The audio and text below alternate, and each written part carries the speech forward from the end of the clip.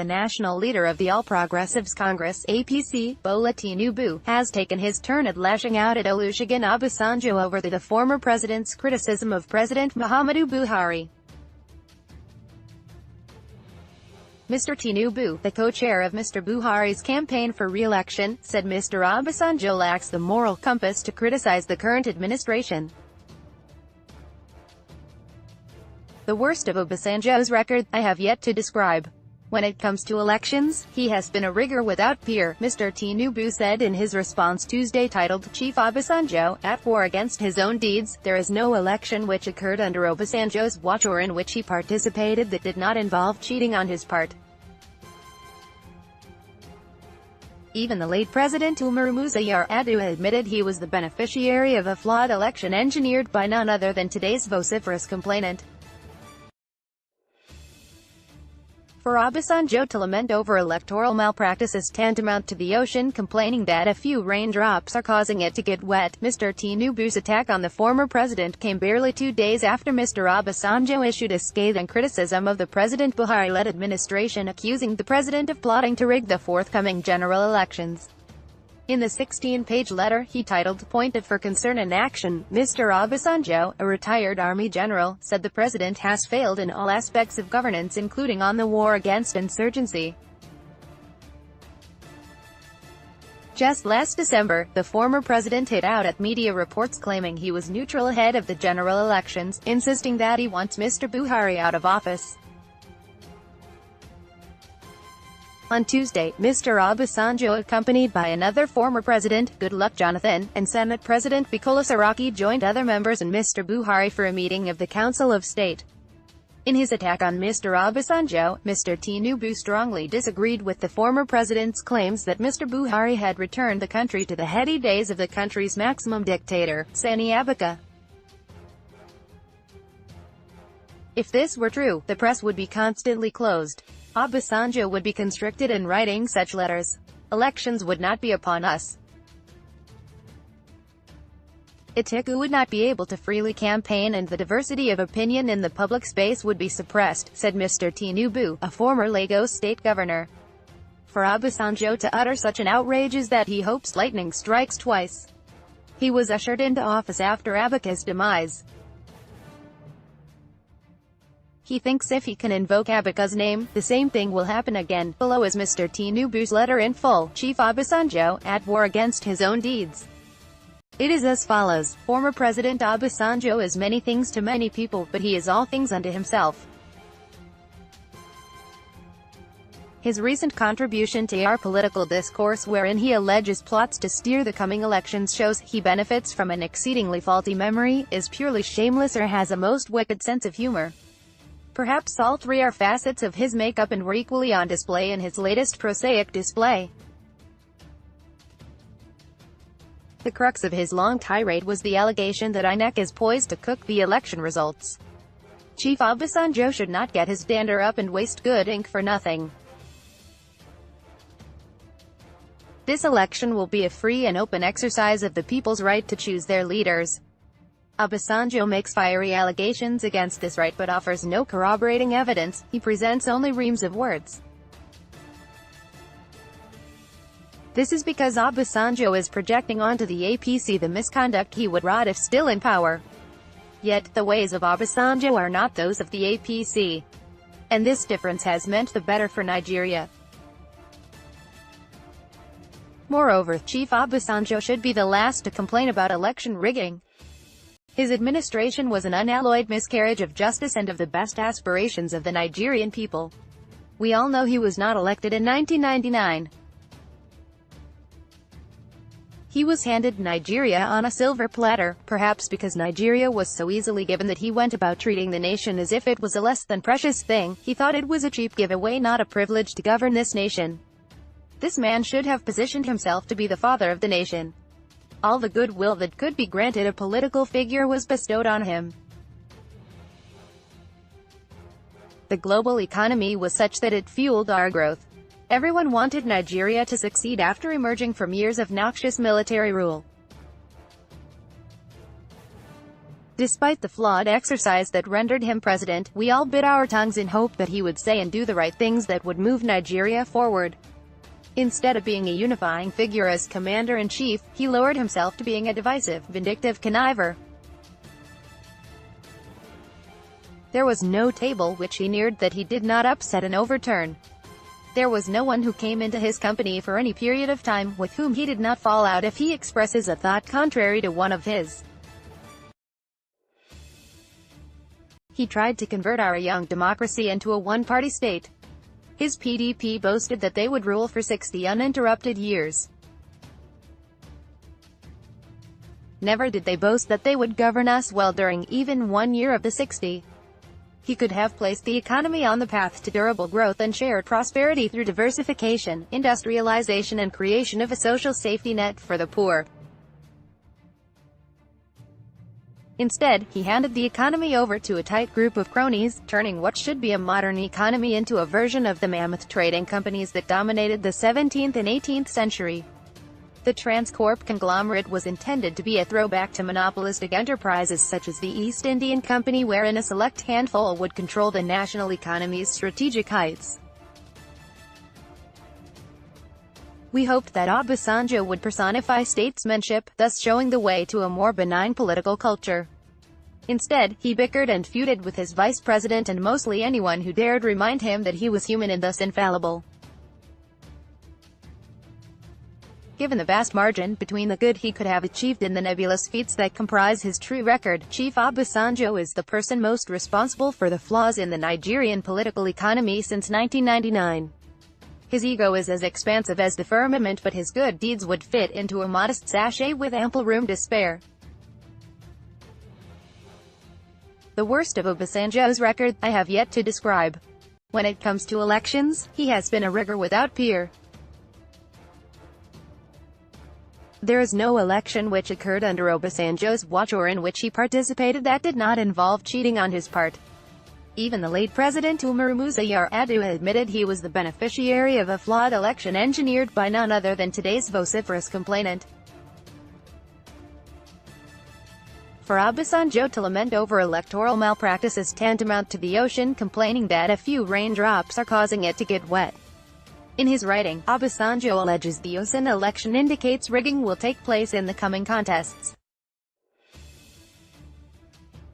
Let's go straight to the truth. Obasanjo has no grievance with the process. His personal history suggests fair process is the least of his concerns. What knocks Obasanjo off kilter is that he could not dictate the result in Osun. He told those in the PDP that he held sway in Osun and throughout the Southwest. They believed him. He led them to defeat, notwithstanding the almost impossible voter turnout and PDP strongholds in that state. Obasanjo can only win an election when has the final say over the final vote tally. Otherwise, he is a troubled man. In an attempt to relieve his trouble, Chief Obasanjo makes reference to a joke about INEC. He says, the INEC was asked if the commission was ready for the election and if it expects the election to be free, fair and credible. The INEC man is reported as saying in response, we are ready with everything including the results. The joke has a touch of humor. We are glad that Obasanjo is not completely devoid of this most human of traits. However, he makes a telling omission by failing to give you the vintage of this bit of sarcasm. The jest was not born last week. Its vintage is circa 2003, a time when a certain President Obasanjo rode roughshod over INEC. He would summon the nervous INEC chairman to the villa, proceeding to hector the man until he gave way to Obasanjo's demands.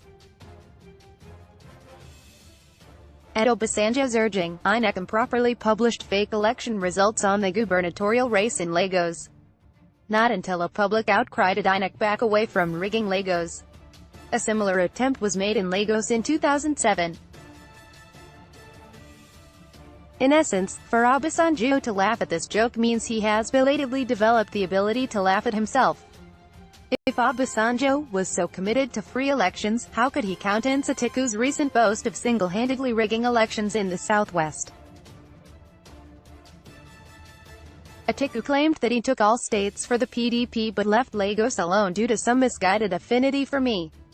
By this statement, Atiku publicly admitted to rigged elections in the SW. Beyond resort to wholesale rigging, Atiku could never deign to be more popular and potent in the Southwest than the panoply of good and decent leaders that guided the defunct AC. Moreover, I can assure you that we did not need Atiku's false beneficence to win the elections in Lagos. The people voted for us and their votes countered the ill designs Obasanjo and Atiku set in motion. Thus, if Obasanjo cannot chastise Atiku for publicly boasting that he rigged elections, then Obasanjo's display of righteous indignation is but a magician's trick. His fine words and sentiments come a dozen years too late. These noble things would have greater effect had he placed them into practice when he was at the helm of affairs. At that time, he was powerful, so he did as he might. Now that he lacks power, he has taken to preach that which he never did. In his commentary, he mentions that INEC has a record of past rigging. I wonder if he understands the admission he makes. No other president has exercised such tight control over INEC for as many years as Obasanjo. No president has had the domineering relationship with INEC that Obasanjo enjoyed. If there are reports of past INEC rigging, those reports are of Obasanjo's making. It is the irony of ironies for Obasanjo to complain of the fruit on the table when his was the hand that planted the tree. Chief Obasanjo tries to further confuse matters by pointing to the case of the CJN's assets declaration as evidence of future vote rigging via tampering with the judiciary. Again, Obasanjo goes into a personality shift. For years, Obasanjo has boasted of himself as our corruption fighter non-pareil. The very aim of this current letter is to attack imagined INEC malfeasance. Yet, with regard to the CJN, he blithely ignores the large cache of dollars in the CJN's account and the millions of dollars that passed through the accounts. Obasanjo seems unbothered by the unexplained presence of such sums. Perhaps Obasanjo's nonchalance regarding the money is that he expected the funds there because he knows both the origin and reasons for the trove. Chief Obasanjo sinks so low as to suggest that the VP, during the exercise of his official duties, was taking the PVC numbers of market women and traders. This statement reveals the bilious nature of the man.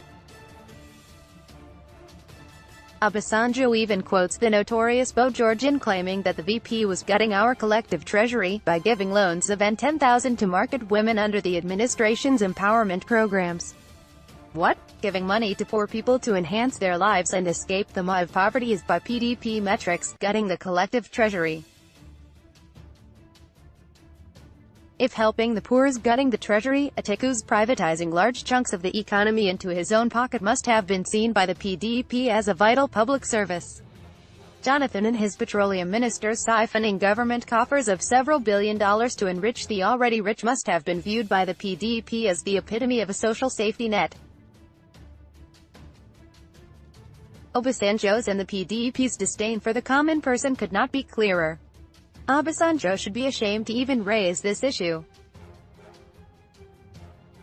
When he was president, the economy was on an easy sledding due to positive global trends.